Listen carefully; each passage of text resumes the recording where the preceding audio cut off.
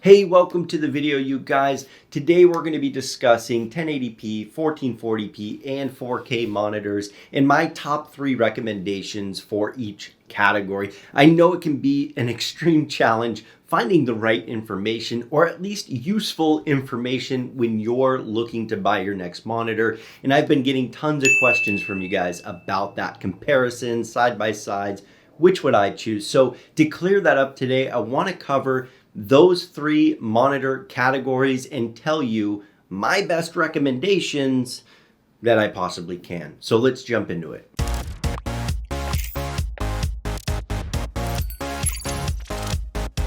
All right, so very quick, I want to clear some things up about what is considered the best monitor out on the market. That's a fairly objective term. Best doesn't always mean the highest performance. So something to consider and that I consider is overall value, performance to the value that you spend. There's also a couple other things you should consider, and it's what is the system that you're using? Are you using console, PC? Is it low, mid, or high-end components? And also, what games are you playing? An FPS game, an esports style monitor may not suit somebody who plays MOBA style games. And lastly, know your preferences. Know what you prefer when it comes to making that decision on the monitor. Do you like better calibration menus? Do you like RGB? Do you like more features on orientation of the monitor? Pan, rotation, tilt, height adjustment. And of course, size. Size does matter because it could fit or not fit your desk or wherever you're going to put it. Let's go ahead and jump into the first monitor. This is number 3 on 1080p, and it's one of the most popular videos I have on the channel right now, so I know you guys listening have probably seen this monitor come across your computer screen, and that's going to be this Samsung Odssey G3. So the main reason this comes up as number 3 is the fact that it's extremely low cost. It has some valuable features like FreeSync Premium, and the orientation of the monitor can be adjusted.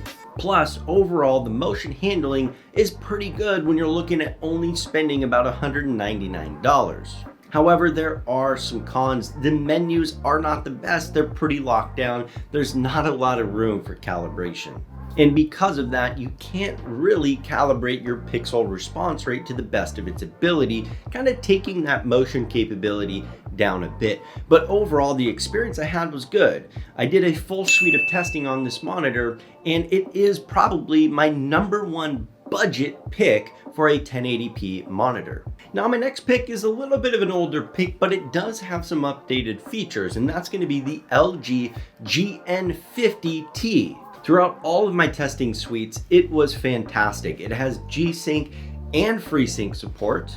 It just had great color accuracy. The calibration menus were pretty good for the price that it is. And the overall image retention for a 32-inch 1080p monitor was actually fantastic, which tells me the lighting panel is also pretty good on this particular monitor. Now, there are some downsides, and it's the fact that it does have minimal I/O on the back. So if you're looking to plug in some extra items, you may not be able to on this one. And then the pixel response rate lands at about a 5 millisecond gray to gray response time, which really isn't that fantastic. And of course, it's not part of the newer series GP Ultragear monitors, which means it doesn't have the updated menus and may not support as many features on console as the GP series does. But it still lands respectively at number 2 on the list because I feel like it has enough features for today, and the picture quality and motion handling was actually a tad better than that Samsung G3,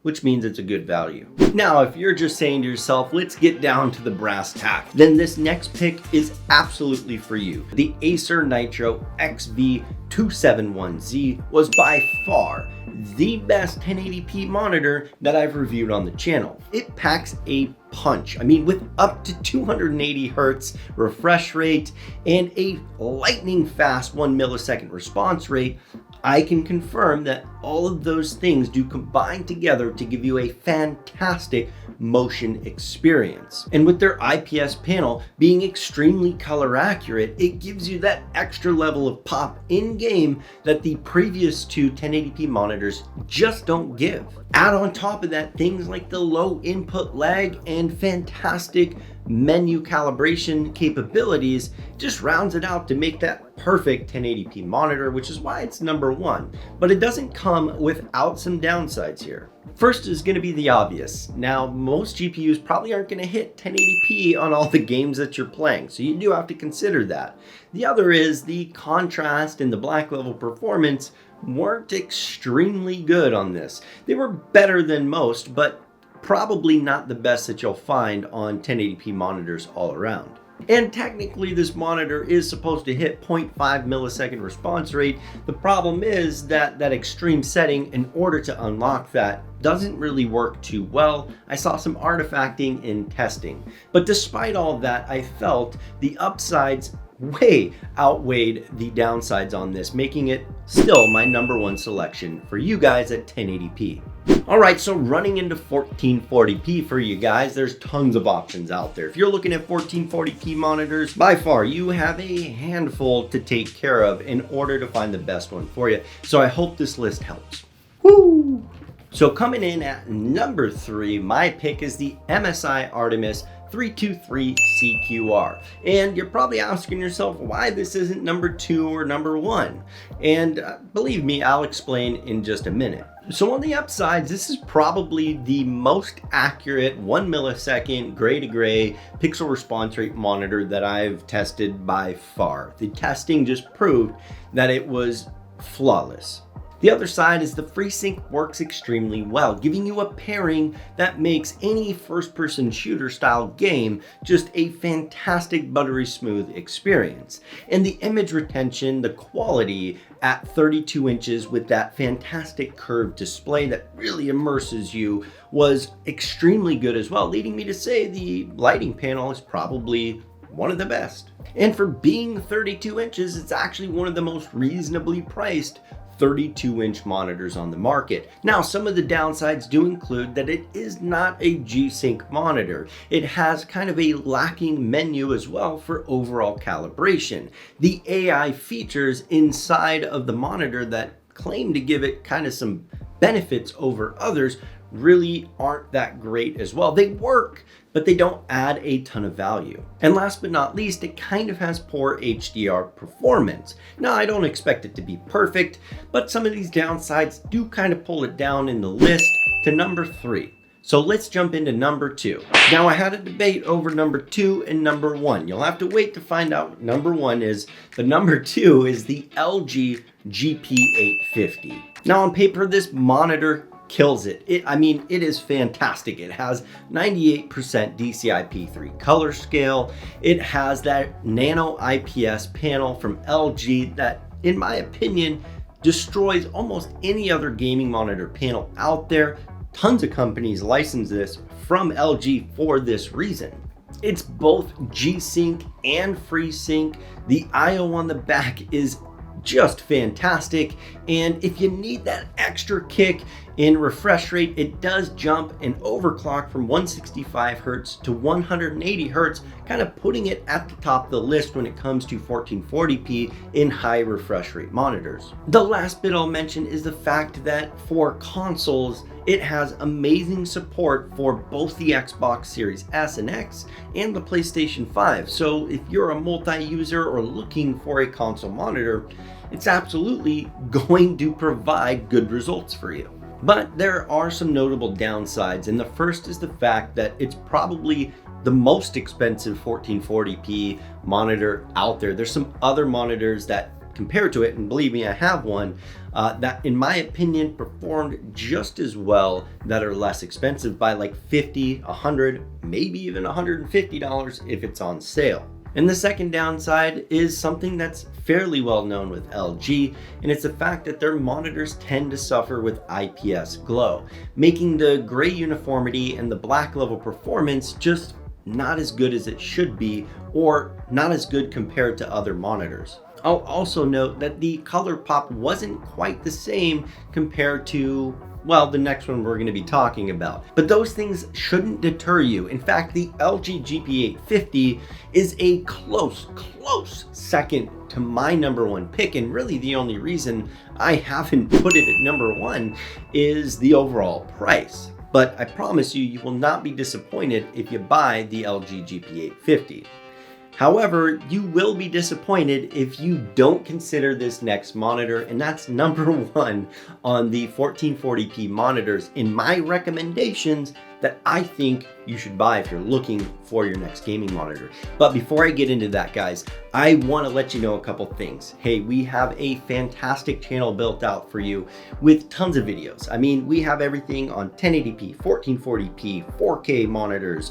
We have tons of different categories and playlists that outline that for you. So go check out that homepage. While you're there, hit subscribe. And of course, if you've made it this far in the video, hit a like on this video as well, and comment below if you have any questions. We also did just add channel membership. So if you do want to support the channel in any way, you can go ahead and find that channel membership. Click on that icon where it says join and support the channel. We'd highly appreciate it. I just double spoke. We would highly appreciate it because it will absolutely help drive the future content of this channel. So thank you guys so much for everyone who has. Let's jump into that number one 1440 pick for you guys.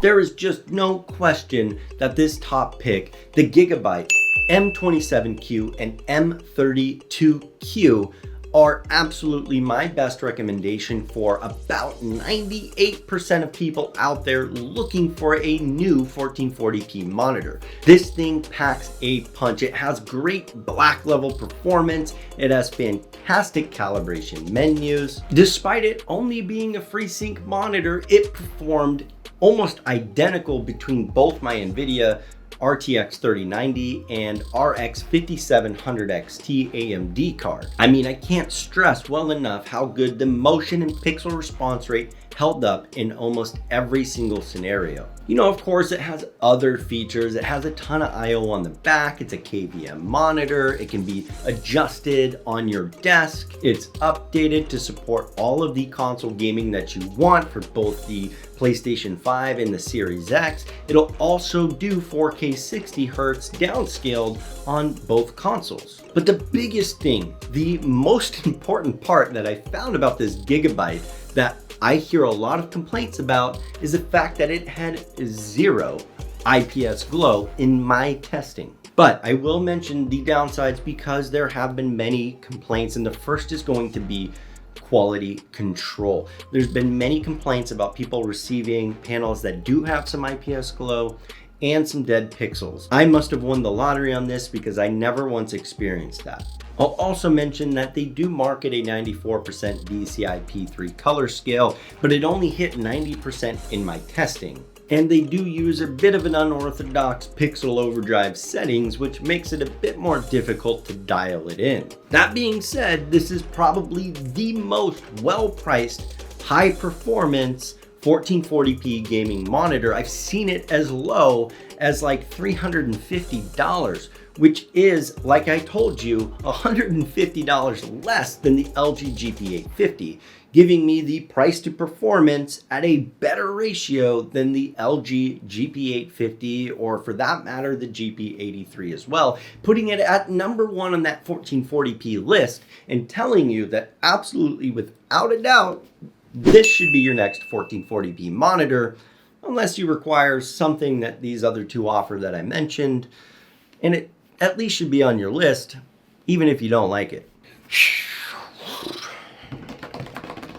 Now the next category is 4K and almost exclusively HDMI 2.1. There's tons of new monitors out from 2021 to now, more coming in 2022. So this list may increase or at least change over the next 6 months to a year. Let's start with the bottom on that 4K HDMI 2.1 monitor list. Coming in at number 3, it's the Gigabyte M28U.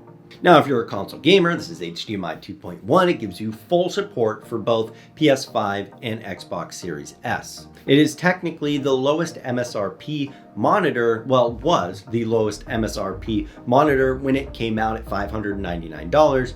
It did jump up about 50 bucks. But it does pack some really good features. It's KVM, it has a great calibration menu. Once you do calibrate, the color accuracy is extremely good on this monitor. The cable management is fantastic, and the monitor itself is fully adjustable. The FreeSync Premium on it is actually really solid. Now, I won't put it at the top of my list for motion handling, although the latest update to F07 does give it a better low input lag. It still didn't do quite as well as the next two I'm about to mention. However, I want to get into some of the downsides for all you guys out there that are looking heavily at the M28U. The first is going to be kind of that color. The HDR is a bit lacking on this monitor. And I know it's only HDR 400, but it's lackluster, which brings up the second downside, and that's the overall color pop and contrast. It didn't quite give that level of pop that I liked and saw from other similar monitors. And the fact that it has to be firmware updated in order to decrease your input lag, that's just kind of a pain. Don't get me wrong, I love the fact that Gigabyte did that and allowed users to unlock that extra performance, but if the monitor wasn't ready to go to market, why put it out? And it's just an extra lengthy process that can be kind of challenging. And then my last complaint about it, I've used the M28U often. And on my RTX 3090 with NVIDIA G-Sync, the motion just wasn't nearly as good as on an AMD FreeSync card. It just didn't compare in any way. And if you are looking at other monitors, there's a very good chance this next one's on your list, and that's coming in at number 2, the Samsung Odssey G70A. Some of the most notable mentions would be the fact that the motion handling, the pixel response rate was by far probably the best on any 4K HDMI 2.1 monitor that I've tested. The G70A is very feature rich. It's got the RGB on the back and the bottoms to give you kind of that hue in your room if you like it. The stand itself is fully adjustable with tilt, pan, height adjustment, and rotation. And it has a teeny bit of wire management in the back. And despite what you may have heard, this guy rips on console, whether it's the Xbox Series X or the PS5. It's just a good pairing for either. So I could go on and on. You know, the menus are great, the calibration capability is really good. Kind of has some standard names for the calibration techniques that you use. You're not doing what Gigabyte does or what MSI does with their AI features. They're just pretty blanket terms. You can understand it. You can get down to the nitty-gritty and do what you need to do. That being said, there are definitely some downsides, and the first is probably the most notable, and it's the fact that there is some IPS glow. The black level performance is fairly decent otherwise, but you will see kind of that halo effect and IPS glow, that bleed that happens on panels like this. The second most notable issue is the fact that it does have some handshake issues with Windows. Now, there are some solutions for that and workarounds, and Samsung is working on it, but I do have to mention it. Now, to wrap that all up, there's of course the PlayStation 5 myth out there that's kind of been busted, but it still was a thing for a little while, causing some issues. So that pretty much leads us to the number 1 spot. And if you guys think you can guess, put it in the comments below. I'll give you a second here. If you think you know which one's gonna be number 1, I wanna hear it. Before I actually say the title, go down below, put it in the comments, in the description. Say what it is. Say what you think the number 1 is, and we'll compare it down in the comment section below. So I'll give you a couple seconds here.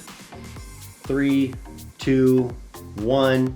Okay, so number 1 on my list, you guys, this is epic, I have to say. But before I do, I want to say thank you to you guys for watching this video. I appreciate everyone that supports this channel.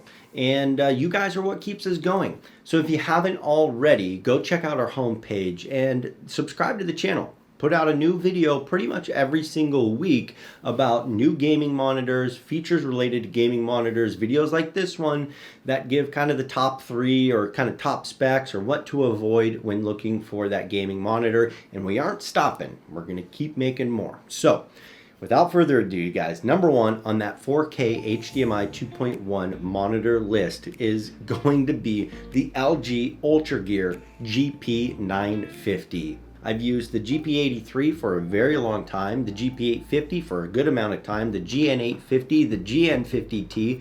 I've tested multiple others as well, and I've not really ran into a buggy mess or issues around those monitors and what they're intended for. So this is the monitor that I haven't personally reviewed on this channel, but with all evidence, with all history that I have with LG and their Ultragear monitors, taking that, pairing it with what I see online, the fact that they just have those amazing IPS panels, the color accuracy is 98% DCI-P3. It also is a G-Sync / FreeSync monitor, giving you kind of the ultimate utility, much like the Samsung did. Now, if we get into some of the specs, the calibration menus are fantastic on the GP series of monitors, giving you calibration tools only second to like the Gigabyte menus. And if you look at some of the benchmarking, the screen itself, the panel itself is very bright and has a good performing HDR. Now, it does of course suffer from LG's typical kind of downfalls. And it's the fact that it does have some IPS glow, some backlight bleed. And that does bleed over into overall black level performance and contrast. And the last downside is the fact that it's still pretty dang expensive. It's $899 and hasn't really come down from that. You know, within the next couple of months, you're going to be able to get a 42-inch C whatever OLED from LG and get even better HDR performance with kind of the same motion handling capabilities. So it's got to come down at some point. But nonetheless, if you want the best of the best, in my opinion, based on all available evidence right now, price to performance, even though it is really high, the LG GP950 is probably your best bet as long as you can get your hands on one. So I've said a lot, you guys. I've really broken down quite a few monitors, 9 monitors to be exact. But for each one of those monitors, minus the GP950, I have a standalone, full-on 20-minute plus benchmarking video for each one. So if you want to watch that full in-depth review, go to the homepage, check it out. There's probably a playlist that has them all, or you can find the individual video. Plus, I'll put a link down below for all of the monitors that I referenced, you guys. And if you haven't yet, once again, hit subscribe on the channel and like this video if you made it this far. Okay, so I'm gonna put a playlist as we wrap up here in the corner. It's gonna be a playlist about all the monitors I've reviewed. So if you just wanna watch one after another, you can click that playlist. But without further ado, you guys, I'll catch you in the next video.